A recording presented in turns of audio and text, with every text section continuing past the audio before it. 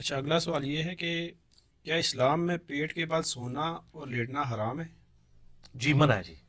سنن ابی داؤد کے اندر یہ حدیث موجود ہے، جامعہ ترمذی کے اندر بھی حدیث موجود ہے کہ نبی صلی اللہ علیہ وآلہ وسلم نے پیٹ کے بل لیٹنے سے منع فرمایا.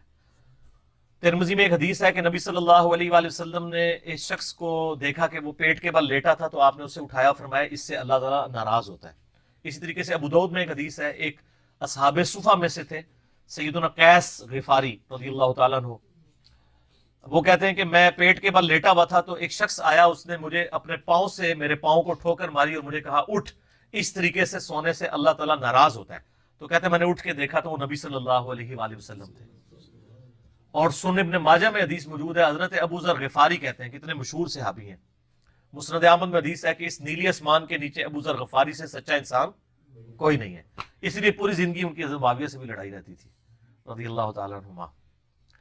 تو ابو ذر غفاری رضی اللہ تعالیٰ عنہ کہتے ہیں میں پیٹ کے بل لیٹا ہوا تھا تو نبی صلی اللہ علیہ وآلہ وسلم نے مجھے پاؤں کی ٹھوکر مار کے جگایا. اچھا، یہ اس سے جگانے کا سنت طریقہ بھی پتا چلا. جب کوئی شخص زمین پہ لیٹا ہو نا، اس کو ہاتھ سے نہیں اٹھانا ہوتا، بلکہ اس کے پاؤں پہ اپنا پاؤں مار کے، ٹھوڈا نہیں مارنا، پاؤں مار کے اس کو یعنی جگایا جائے. یہ سنت ہے. تو نبی صلی اللہ علیہ وآلہ وسلم نے فرمایا، یہ ابن ماجہ کی جو حدیث ہے اس میں حضرت ابو ذر غفاری کہتے ہیں آپ نے فرمایا کہ یہ پیٹ کے بل لیٹنا دوزکیوں کا طریقہ ہے.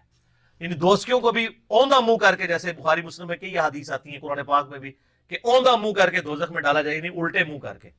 تو دوزکیوں کی بھی جب پھینٹی لگے گی، جیسے یہاں بھی جب کسی کی پھینٹی لگانی ہوتی ہے تو پولیس والے اس کو پیٹ کے بل لٹاتے ہیں نا، تو فرشتے بھی پیٹ کے بل لٹا کے دوزکیوں کو ماریں گے.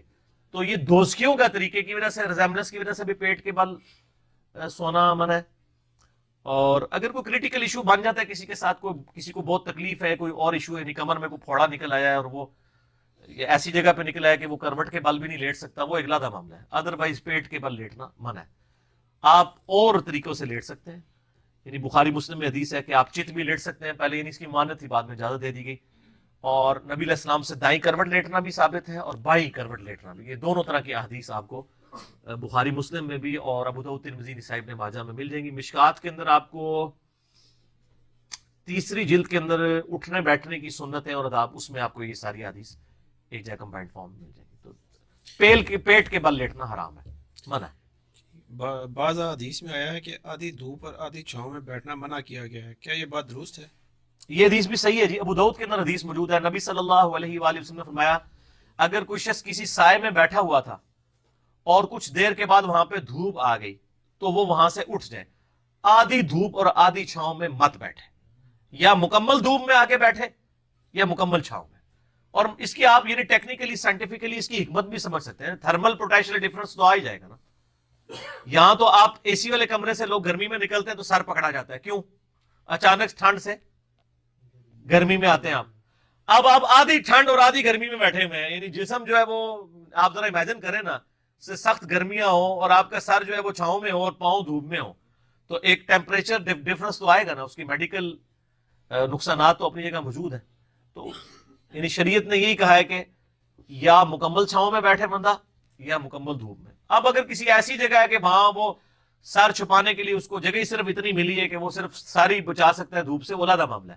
لیکن جہاں اس کے پاس اختیار ہو تو وہ درمیان میں نہ بیٹھے، یا دھوپ میں بیٹھے، سردیوں میں تو دھوپ میں بیٹھے، گرمیوں میں تو چھاؤں میں بیٹھے. ٹھیک ہے. اور اگر کوئی بزرگ ہے تو وہ سردیوں میں چھاؤں میں بیٹھے، گرمیوں میں دھوپ میں بیٹھے. اچھا، اس میں ایک ضمن یہ بھی سوال ہے کہ نماز پڑھ سکتے ہیں آدھی دھوپ آدھی چھاؤں؟ نہیں پڑھیں گے. نماز بھی کیوں پڑھیں گے؟ آپ مکمل ہی آپ دھوپ میں پڑھیں گے یا مکمل چھاؤں میں پڑھیں گے، درمیان میں تو نہیں پڑھیں گے. جب بیٹھنا منع ہے تو نماز میں بھی بیٹھا بھی تو جاتا ہے نا، کھڑا بھی ہو. یہ تو نہیں ہے کہ بیٹھنا منع ہے کھڑا ہونا جائز ہے. مراد یہ کہ آپ کا جسم آدھی دھوپ اور آدھی چھاؤں کو ایکسپوز نہیں ہونا چاہیے، چاہے نماز ہو یا بغیر نماز ہو. ٹھیک ہوگا. ٹھیک ہو.